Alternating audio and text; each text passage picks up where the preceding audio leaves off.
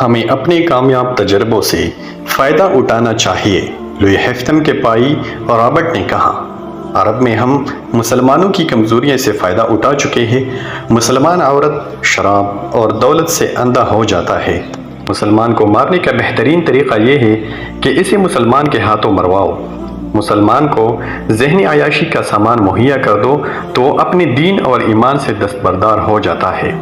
تم مسلمان کا ایمان آسانی سے خرید سکتے ہو۔ اس نے عرب کے کئی امراء اور وزراء کی مثالیں دیں جنہیں صلیبیوں نے عورت، شراب اور دولت سے خرید لیا تھا اور انہیں اپنا در پردہ دوست بنا لیا تھا۔ کچھ دیر مسلمانوں کی کمزوریوں کے متعلق باتیں ہوئیں، پھر لڑکیوں کو آزاد کرانے کے عملی پہلوؤں پر غور ہوا۔ آخر تے یہ پایا کہ 20 نہایت دلیر آدمی اس کام کے لیے روانہ کیا جائے اور وہ اگلی شام تک روانہ ہو جائے۔ اسی وقت 4-5 کمانڈروں کو بلایا گیا۔ انہیں اصل مقصد اور مہم بتا کر کہا گیا کہ 20 آدمی منتخب کریں۔ کمانڈروں نے تھوڑی دیر اس مہم کے خطروں کے متعلق بحث مباحثہ کیا۔ ایک کمانڈر نے کہا، ہم پہلے ہی ایک ایسی فورس تیار کر رہے ہیں جو مسلمانوں کے کیمپوں پر شبخون مارا کرے گی اور ان کی متحرک فوج پر بھی رات کو حملے کر کے پریشان کرتی رہے گی۔ اس فورس کے لیے ہم نے چند ایک آدمی منتخب کیے ہیں، لیکن یہ آدمی 100% قابل اعتماد ہونے چاہیے۔ اگسٹس نے کہا، وہ ہماری تمہاری نظروں سے اوجھل کر یہ کام کریں گے۔ یہ بھی ہو سکتا ہے کہ وہ کچھ بھی نہ کرے اور واپس آ کر کہے کہ وہ بہت کچھ کر کے آئے ہیں۔ آپ یہ سن کر حیران ہوں گے، ایک کمانڈر نے کہا، کہ ہماری فوج میں ایسے سپاہی بھی ہیں جنہیں ہم نے جیل خانوں سے حاصل کیا ہے۔ یہ ڈاکو، چور اور رہزن تھے۔ انہیں بڑی بڑی لمبی سزائیں دی گئی تھیں۔ انہیں جیل خانوں میں مرنا ہی تھا۔ ہم نے ان سے بات کی تو وہ جوش و خروش سے فوج میں آ گئے۔ آپ کو شاید یہ معلوم کر کے بھی حیرت ہو کہ ناکام حملے میں ان سزا یافتہ مجرموں نے بڑی بہادری سے کئی جہاز بچائے ہیں۔ میں لڑکیوں کو مسلمانوں سے آزاد کرانے کی مہم میں ایسے 3 آدمی بھیجوں گا۔ مورخوں نے لکھا ہے کہ مسلمانوں میں عیش و عشرت کا رجحان بڑھ گیا اور اتحاد ختم ہو رہا تھا۔ عیسائیوں نے مسلمانوں کو اخلاقی تباہی تک پہنچانے میں ذہنی عیاشی کا ہر سامان مہیا کیا۔ اب انہیں یہ توقع تھی کہ مسلمانوں کو ایک ہی حملے میں ختم کر دیں گے، چنانچہ ان کے خلاف عیسائی دنیا میں نفرت کی طوفانی مہم چلائی گئی اور ہر کسی کو اسلام کے خلاف جنگ میں شریک ہونے کی دعوت دی گئی۔ اس کے جواب میں معاشرے کے ہر شعبے کے لوگ صلیبی لشکر میں شامل ہونے لگے۔ ان میں پادری بھی شامل ہوئے اور عادی مجرم بھی گناہوں سے توبہ کر کے مسلمانوں کے خلاف مسلح ہو گئے۔ بعض ملکوں کے جیل خانوں میں جو مجرم لمبی قید کی سزائیں بھگت رہے تھے وہ بھی فوج میں بھرتی ہو گئے۔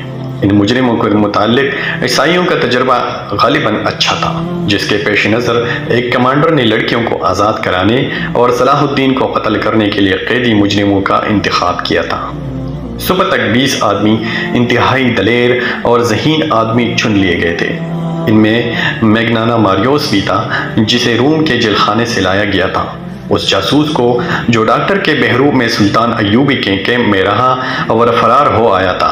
اس کمانڈو پارٹی کا کمانڈر اور گائیڈ مقرر کیا گیا۔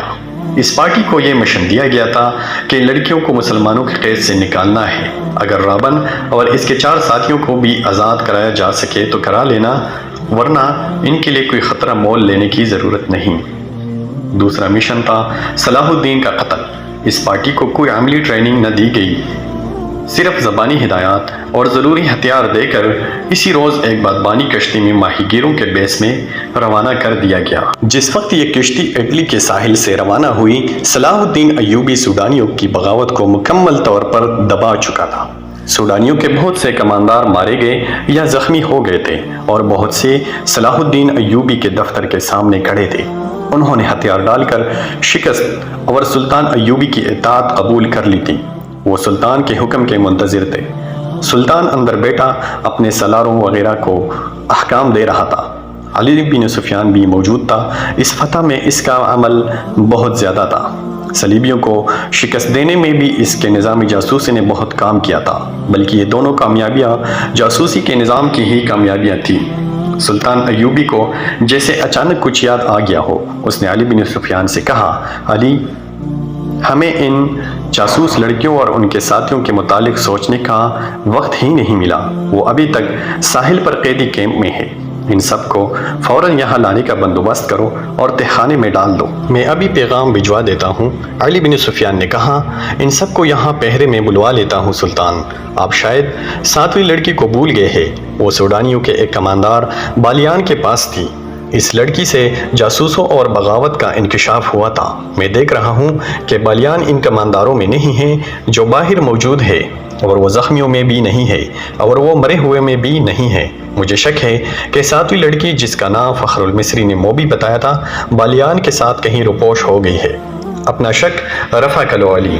سلطان ایوبی نے کہا، یہاں مجھے اب تمہاری ضرورت نہیں ہے۔ بالیان لاپتہ ہے تو وہ بحر روم کی طرف نکل گیا ہوگا۔ صلیبیوں کے سوا اسے اور کون پناہ دے سکتا ہے؟ بہرحال ان جاسوسوں کو تہخانوں میں ڈال دو اور اپنے جاسوس فوراً تیار کر کے سمندر پار بھیج دو۔ زیادہ ضروری تو یہ ہے کہ اپنے جاسوس اپنے ہی ملک میں پلا دیے جائے۔ یہ مشورہ دینے والا سلطان نور الدین زنگی کی بھیجی ہوئی فوج کا سالار تھا۔ اس نے کہا، ہمیں صلیبیوں کی طرف سے اتنا خطرہ نہیں جتنا اپنے مسلمان امراء سے ہے۔ اپنے جاسوس ان کے حرموں میں داخل کر دیے جائیں تو بہت سی سازشیں بے نقاب ہوں گی۔ اس نے تفصیل سے بتایا کہ خود ساختہ حکمران کس طرح صلیبی کے ہاتھوں میں کھیل رہے ہیں۔ سلطان زنگی اکثر پریشان رہتے ہیں کہ باہر کے حملوں کو روکیں یا اپنے گھر کے اپنے ہی چراغ جلنے سے بچائے۔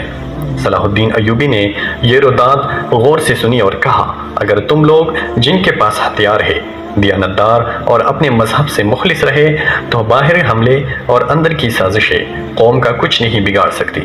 تم اپنی نظر سرحدوں سے دور آگے لے جاؤ۔ سلطنت اسلامیہ کی کوئی سرحد نہیں ہوتی۔ تم نے جس روز اپنے آپ کو اور خدا کے اس عظیم مذہب اسلام کو سرحدوں میں پابند کر لیا، اس روز سے یوں سمجھو کہ تم اپنے ہی قید خانے میں قید ہو جاؤ گے۔ پھر تمہاری سرحدیں سکڑنے لگے گی۔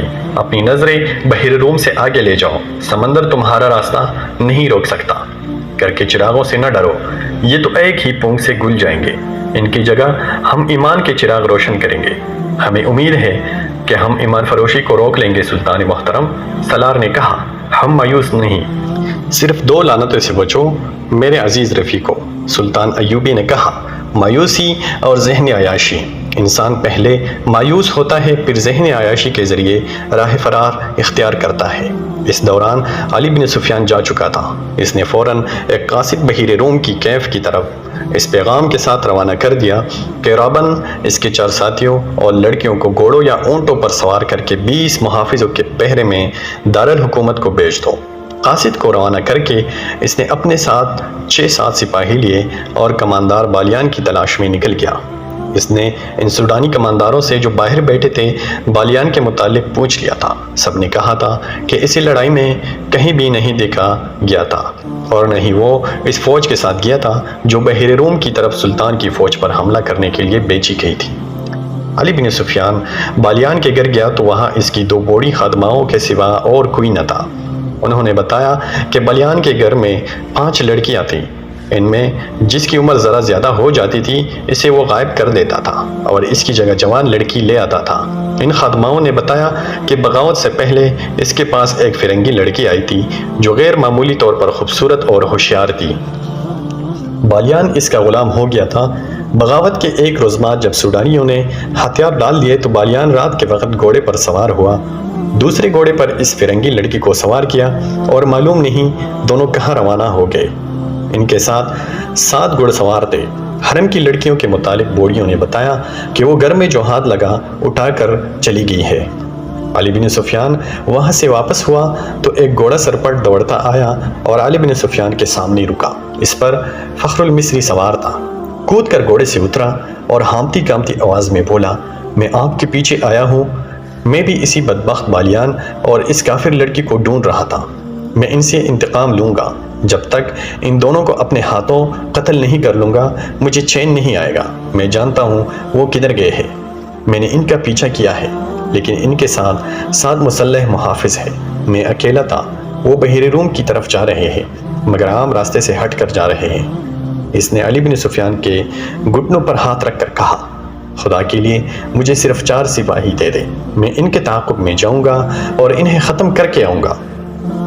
علی بن سفیان نے اسے اس وعدے سے ٹھنڈا کیا کہ وہ اسے 4 کی بجائے 20 سوار دے گا۔ وہ ساحل سے آگے اتنی جلدی نہیں جا سکتے، میرے ساتھ رہو۔ علی بن سفیان مطمئن ہو گیا کہ یہ تو پتہ چل گیا ہے کہ وہ کس طرف گئے ہیں۔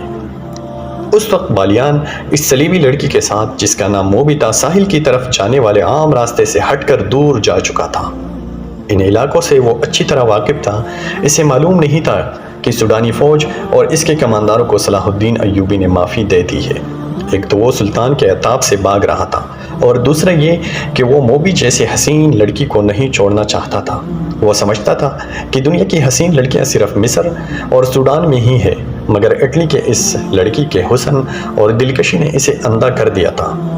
اس کی خاطر وہ اپنا رتبہ، اپنا مذہب اور اپنا ملک ہی چھوڑ رہا تھا، لیکن اسے یہ معلوم نہیں تھا کہ موبی اسے سے جان چھڑانے کی کوشش کر رہی تھی۔ وہ جس مقصد کے لیے آئی تھی وہ ختم ہو چکا تھا، گو کہ مقصد تباہ ہو گیا تھا۔ تاہم موبی اپنا کام کر چکی تھی۔ اس کے لیے اس نے اپنی جسم اور اپنی عزت کی قربانی دے دی تھی۔ وہ ابھی تک اپنی عمر سے دگنی عمر آدمی کو عیاشی کا ذریعہ بنی ہوئی تھی۔ بالیان اس خوش فہمی میں مبتلا تھا کہ موبی اسے بری طرح چاہتی ہے، مگر موبی اس سے نفرت کرتی تھی۔ وہ چونکہ مجبور تھی، اس لیے اکیلی بھاگ نہیں سکتی تھی۔ وہ اس مقصد کے لیے بالیان کو ساتھ لیے ہوئے تھی کہ اسے اپنی حفاظت کی ضرورت تھی۔ اسے بحیرہ روم پار کرنا تھا یا رابن تک پہنچنا تھا۔ اسے معلوم نہیں تھا کہ رابن اور اس کے ساتھی جو تاجروں کے بیس میں تھے پکڑے جا چکے ہیں۔ اس مجبوری کے تحت وہ بالیان کے ہاتھوں میں کھلونا بنی ہوئی تھی۔ وہ کئی بار اسے کہہ چکی تھی کہ تیز چلو اور پڑاؤ کم کرو ورنہ پکڑے جائیں گے، لیکن بالیان جہاں اچھی سائیدار جگہ دیکھتا رک جاتا۔ اس نے شراب کا ذخیرہ اپنے ساتھ رکھ لیا تھا۔ ایک رات موبی نے ایک ترکیب سوچی۔ اس نے بالیان کو اتنی زیادہ پلا دی کہ وہ بے سدھ ہو گیا۔ ان کے ساتھ جو 7 محافظ تھے وہ کچھ پرے سو گئے تھے۔